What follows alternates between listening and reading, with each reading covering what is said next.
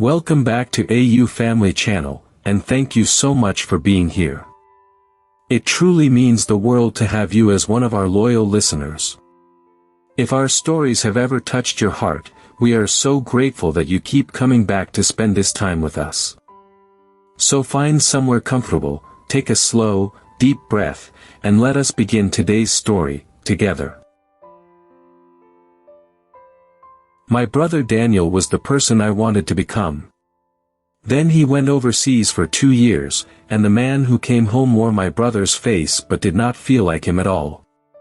He was quiet where he used to be loud, still where he used to be restless, far away even when he was sitting right beside me.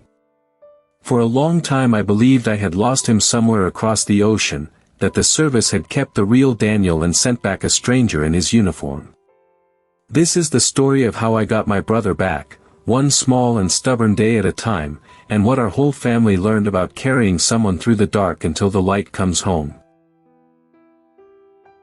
Growing up, Daniel was 5 years older than me, and to me he was the whole world. He was the one who taught me to ride a bike, who carried me on his shoulders so I could see over the crowd, who let me sleep in his room when the storm scared me. He was loud and warm and full of life, the kind of person who filled a room the second he walked into it. He had this laugh that made everybody around him laugh too. I did not just love my brother. I studied him. I wanted to walk like him, talk like him, be brave like him. He was the map I used to figure out the kind of man I hoped to become one day. When our father worked late, Daniel was the one who made me dinner and checked my homework and told me everything would be all right. He never once made me feel like the annoying little sibling tagging along behind him. He brought me with him everywhere, introduced me to his friends like I mattered, defended me at school without ever making a show of it.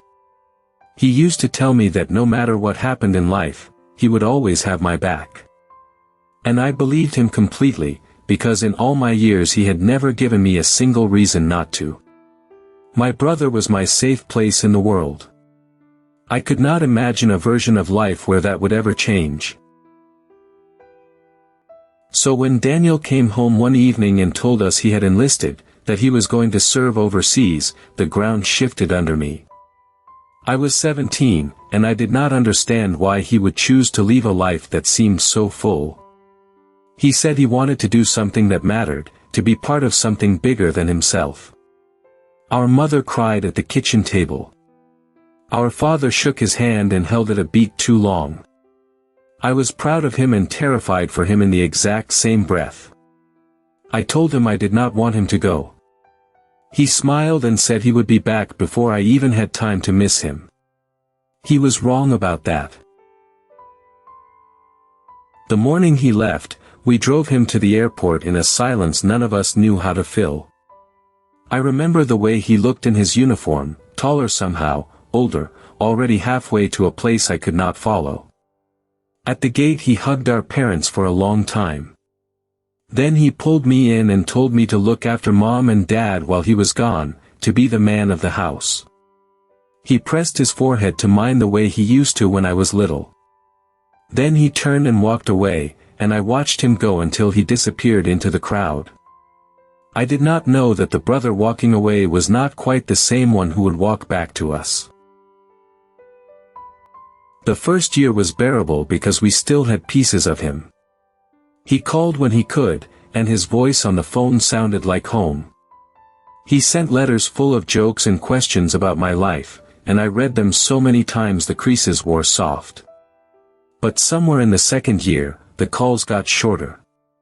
The letters slowed, then mostly stopped. When he did call, there were long silences where his laughter used to be. I told myself it was just the distance, the bad connection, the exhaustion. I did not want to believe that something was changing in him that no phone line could carry. I just counted the days until he came home, sure that everything would go back to the way it had been. The day Daniel came home, I barely slept. I hung a banner across the living room and helped our mother cook every single one of his favorite meals. I stood at the arrivals gate holding a sign with his name on it, my heart pounding, scanning every face that came through the doors. I had rehearsed this moment in my head 1,000 times. He would come through smiling, drop his bag, sweep me into one of those hugs that lifted my feet off the floor. 2 years of missing him would dissolve in a single second. That was the reunion I had waited for through every long night. But the moment I actually saw him, something in my chest went quiet and uncertain. He came through the gate walking slower than I remembered, his eyes moving across the crowd like he was checking it rather than searching it. When he saw us, he smiled, but the smile did not reach all the way up his face the way it always used to. He hugged our mother, and our father, and then me. And the hug was real, and I held on tight. But I could feel that some part of him was not fully in the room with us. It was like embracing someone through a pane of glass. I told myself he was just tired from the long flight, that once he slept in his own bed he would come back to himself. I wanted so badly to believe that. The first few days home, the quiet was the thing I noticed most. Daniel had always been the loudest person in any room, the one telling stories, filling every silence with a joke. Now he sat at the dinner table and mostly listened, answering questions in short sentences, his eyes often drifting somewhere none of us could see. The house felt strange with his stillness inside it. We kept waiting for him to snap back into himself, to laugh that big laugh, to become the Daniel we had counted the days to hold again. But he stayed quiet. And the longer it went on, the more I felt a fear I did not want to name creeping into me, that the brother I knew had not fully come home. Then I started noticing the other things. A car backfired in the street one afternoon, and Daniel was on the ground before I even understood what the sound was, his whole body coiled tight. He always sat facing the door now, his back to the wall, watching. He could not stand crowds, and a trip to the shopping center left him pale and shaking by the exit. He stopped answering when I knocked, sometimes sitting in his room with the lights off for hours. Little things I never would have thought about set something off in him that he could not seem to control. My loud, fearless, unstoppable brother now moved through the world like it might turn on him at any second. And I did not know how to help. The nights were the hardest. Daniel did not sleep like other people anymore. I would wake at 2 or 3 in the morning and hear him moving through the house, checking the locks, standing at the window looking out at the empty street. Sometimes I would find him sitting alone in the dark kitchen, a cold cup of coffee in front of him, staring at nothing. He did not want to talk. When I asked if he was okay, he would just say he could not sleep and tell me to go back to bed. I would lie awake listening to my brother pace the floor below me, wishing I knew the words that would let him rest. There were no such words. I was 17 and completely lost. Some nights the sounds were worse. I would hear him call out in his sleep, sharp and afraid, saying things I could not make out and did not want to understand. Once I heard him wake with a shout and then the low, broken sound of him crying, trying to keep it quiet so no one would know. I stood outside his door with my hand raised to knock and I could not do it. I did not know what I would even say. So I went back to my room and lay in the dark feeling useless, listening to the strongest person I had ever known come apart on the other side of the wall. In the morning we both pretended I had not heard a thing. Our whole family started living carefully, the way you move around something fragile. Our mother learned not to touch him unexpectedly from behind. Our father lowered his voice, stopped slamming doors, quietly hid the fireworks a neighbor gave us before a holiday. We watched him for signs of a bad day the way you watched the sky for a storm. Nobody said the word that hung over all of us. We just adjusted, and adjusted again, shrinking our own lives to fit around the edges of his pain. My mother cried in the laundry room where she thought no one could hear. My father aged years in months. We loved him, and we did not know how to reach him, and the not knowing was its own kind of grief. I am not proud of this, but for a while I was angry. I missed my brother with a fury that surprised me. I wanted the Daniel who carried me on his shoulders, not this silent man who flinched at nothing and stared through me at dinner. I felt cheated, like the war had taken the person I loved most and left this stranger in his place as some cruel joke. Some nights I lay in bed and grieved him as though he had died, even though he was sleeping down the hall. And then the guilt would come, hot and awful, because he was alive, he was home, and here I was mourning him instead of helping him. I did not understand yet that both things could be true at once. The lowest point came a few months in. It was a family barbecue, people and noise and someone lighting fireworks in the yard without thinking. The first crack sent Daniel straight to the ground, hands over his head, gasping like he was drowning. Everyone went silent and stared. And when it was over, when he stood up and saw all those faces looking at him, something in him just shut down. He walked inside without a word, went to his room, and did not come out for 2 days. That was the moment I truly understood how deep this went. Whatever my brother had lived through over there, he had carried it home inside him, and it was not going to loosen its grip because we wished it would. After that, Daniel pulled away almost completely. He stopped coming to meals. He turned down every invitation, drew the curtains, let his phone go dark. It was as if he had decided the safest thing for everyone was for him to disappear a little at a time. Our mother begged him gently to talk to someone. He said he was fine. He was not fine, and we all knew it, and the distance between what he said and what was true grew wider every day. I remember standing outside his closed door one night, my hand flat against the wood, feeling like I was losing him for real this time, watching my hero vanish into a darkness I could not follow him into. And I made a decision. I decided I was not going to let him go without a fight. If Daniel was somewhere in that dark, then I was going to keep showing up at the edge of it until he found his way back to me. I did not have a plan. I was 17 and I knew nothing about what he was carrying.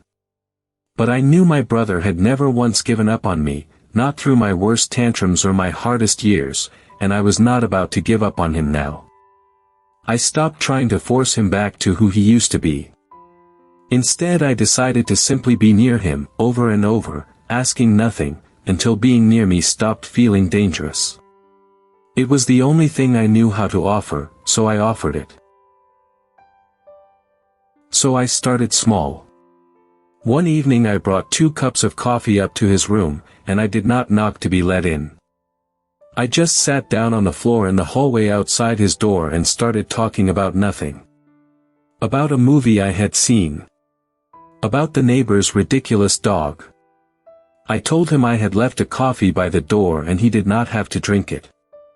I did not ask him a single question. I just talked, and then I sat in the quiet, and then I went to bed. The next night I did it again. And the night after that. I made myself into a fixed point he could count on, whether he answered me or not. For a week, he said nothing. The coffee cup sat cold and untouched by his door, and I collected them each morning and tried again the next night. I will admit there were evenings I sat in that hallway feeling foolish, talking to a closed door like it might talk back. But I kept going, because giving up felt worse than feeling foolish. And then one night, in the middle of me rambling about something pointless, I heard his door open. He did not come out. He just sat down on the other side of the doorway, close enough that I could see the edge of him. He picked up the coffee. He did not say a word. But he stayed. And that was everything to me. After that, the hallway became our place. Some nights he talked, a little. Most nights he just sat and listened while I filled the silence. One weekend I asked him, without any pressure, if he wanted to help me fix up the old car rusting in our garage, the one he and our father had started restoring years ago. To my surprise, he said yes. So we spent our Saturdays out there, our hands busy with engine parts and grease, not looking at each other, which somehow made it easier for him to be around me. He was better with something in his hands. The work gave us a reason to be side by side without the weight of having to speak, and slowly, in that garage, my brother started to come back. It was in the garage, one gray afternoon, that Daniel said his first real thing. We were both bent over the engine when he told me, very quietly, that he was sorry. Sorry for how he had been. Sorry for scaring us. Sorry that he did not know how to be normal anymore. I put down the wrench and told him he had nothing to apologize for, that we were not scared of him, we were scared for him, and that there was a difference. He was quiet for a long moment. Then he said that some days he did not feel like he had really made it home, that part of him was still over there and did not know how to leave. It was the most honest thing he had said in months. The real breakthrough came on a night neither of us could sleep. I found him at the kitchen table in the dark, and instead of sending me back to bed, he started to talk. He did not tell me the worst of it, and I did not ask. But he told me enough. He told me about friends he had lost, about the guilt of being the one who came home, about how the quiet here felt wrong after so long living ready for the next terrible thing. He told me he woke up every day feeling like he was carrying something no one else could see, and that he was so tired of carrying it alone. I did not try to fix it. I just reached across the table and held his hand. We sat like that for a long time, my brother and I, in the dark kitchen where he had spent so many lonely nights. I did not offer advice. I did not tell him it would all be fine, because I did not know that, and he would have known I was lying. I just listened, and I let him feel that whatever he was carrying, he was not carrying it by himself anymore. When he finally stopped talking, he looked at me with something in his eyes I had not seen since before he left, something raw and open and grateful. He told me he had not said any of that out loud to anyone. And I told him he could say it to me anytime, for the rest of our lives.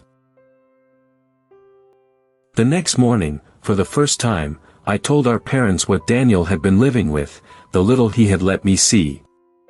It was not a betrayal. He had given me a quiet nod that it was all right. And something shifted in our house that day.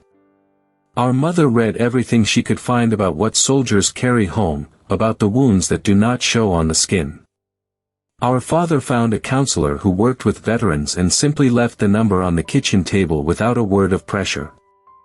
We stopped treating Daniel like something broken to tiptoe around, and started treating him like someone we loved who was hurt and healing. Understanding what he carried changed the way our whole family held him. It took Daniel a few weeks to pick up that phone number. I remember the day he did, how he stood in the kitchen turning the little slip of paper over in his hands. He looked at me, and I just nodded, and he made the call. He started seeing the counselor once a week. He did not tell us much about what happened in those sessions, and we did not push. But we noticed the difference. He started sleeping a little more. He came to dinner again. Some evenings I heard him on the phone with other veterans, men who understood the language of what he had been through in a way I never could. He was letting people help him now, and that willingness was its own kind of victory. The first time I heard my brother really laugh again, I nearly cried. We were in the garage, and I had knocked over a can of oil and slipped and ended up sitting in a puddle of it, and Daniel looked at me and just lost it, that big helpless laugh I had missed for 2 whole years rolling out of him and filling the whole space. It went on, and I started laughing too, mostly from the pure relief of hearing it. For a few golden minutes, he was completely himself, the brother from before, present and light and alive.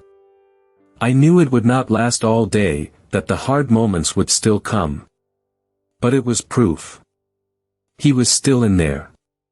He was finding his way back. I want to be honest, because healing is not a straight line. There were still bad days after that. Days he went quiet again, nights the sounds came back through the wall, times a loud noise or a hard memory pulled him under without warning. But the difference now was that he did not disappear when it happened. He would tell us he was having a hard day. He would sit in the hallway with me instead of locking the door. He let us hold him through the low moments instead of vanishing into them alone. The dark did not leave all at once. It came and went. But every time it came, we stood in it with him, and every time, he found his way out a little faster. Our family learned a new way of loving him. We learned his triggers and worked around them without making him feel like a burden. We told him before we set off anything loud. We chose quiet tables at the backs of restaurants where he could see the door. We learned that sometimes the kindest thing was not to ask if he was okay but simply to sit beside him in silence. None of it was about fixing him, because he was not a thing to be fixed. It was about understanding what he carried and helping him carry it. Our love did not make his pain disappear. But it made a space around him safe enough that the pain no longer had to run his whole life. Slowly, Daniel started reaching back toward the things he used to love. He picked up his guitar again, and one evening the sound of him playing drifted through the house, clumsy at first, then sure, and our mother stood in the hallway with tears running down her face. He went for long runs in the early morning, the movement quieting something in him. He started helping our father with projects around the house, the two of them talking low over the work in a way they had not in years. Piece by piece, my brother was rebuilding a life inside the one that had been shattered. It was not the same life he had before. But it was his, and he was choosing it, and that mattered more than anything. There is a moment I hold on to from that time. It was an ordinary Sunday, and the whole family was in the kitchen, and Daniel was cooking, actually cooking, moving around the stove and teasing our mother about her terrible knife skills. And she was laughing, and our father was laughing, and I stood in the doorway and just watched the four of us be a family again. It was not perfect. He still had his shadows. But there was a warmth back in that kitchen that had been missing for so long I had almost forgotten what it felt like. I remember thinking that this ordinary golden moment, was what all those nights in the hallway had been for. We had loved him back into the room. One evening near the end of that first year home, Daniel and I went for a walk as the sun was going down. The light was that deep gold that makes everything look forgiven. We walked in an easy quiet, the kind that used to scare me and now felt like peace. And he told me that he did not think he would have made it through without those coffees in the hallway, without me refusing to leave him alone in the dark. He said I had reminded him he was still worth coming back for. I told him he had spent my whole childhood teaching me not to give up, so really he had saved himself, through me. We walked the rest of the way home as the streetlights came on. My brother is not the same man he was before he left. I have made my peace with that, and so has he. He carries things I will never fully understand, and some days are still harder than others. But he is here. He is present. He laughs, and he sleeps, and he shows up for the people who love him. He talks about what he feels instead of hiding it. He tells younger people who are struggling that it is all right to ask for help, that the strongest thing a person can do is let themselves be carried when they cannot walk. The war changed him. But it did not get to keep him. We brought him home the rest of the way, together, one small day after another. These days, when I wake in the night, the house is quiet in a good way. The pacing footsteps are gone. Most mornings I come downstairs to find Daniel already up, making coffee, and he pours me a cup without being asked, the way I once left cups outside his door. We sit at that same kitchen table where he once came apart in the dark, and now we just talk about ordinary things, work and plans and old memories. Sometimes I catch him watching the sunrise through the window with a calm on his face that I fought for years to help him find. And I think, that is my brother. He came home different. And with time and love, he came home whole in a new way. If there is one thing my brother taught me in those years, it is that you cannot rush a person out of their darkness, and you should not try. There were so many times I wanted to shake him, to demand he go back to who he was, to fix him on my own timeline. But healing does not work like that. What he needed was not to be fixed. What he needed was to not be left alone. All those nights in the hallway, I was not curing anything. I was simply staying, proving over and over that his darkness did not scare me away, that he was still loved exactly as he was. Presence, it turns out, is a kind of medicine that only patience gives the time to work. I learned that healing is not forgetting. Daniel will always carry what he saw, and the people he lost, and the person the war made him into. That does not go away. Healing was never about erasing any of it. It was about being loved through the dark until the light came back on its own. It was about a family who refused to give up, who learned to understand the weight he carried instead of asking him to pretend it was not there. If someone you love comes home different, from a war, from a loss, from a private grief you cannot see, do not try to bring back who they used to be. Just stay. Love them through it. The light returns to those we refuse to leave in the dark.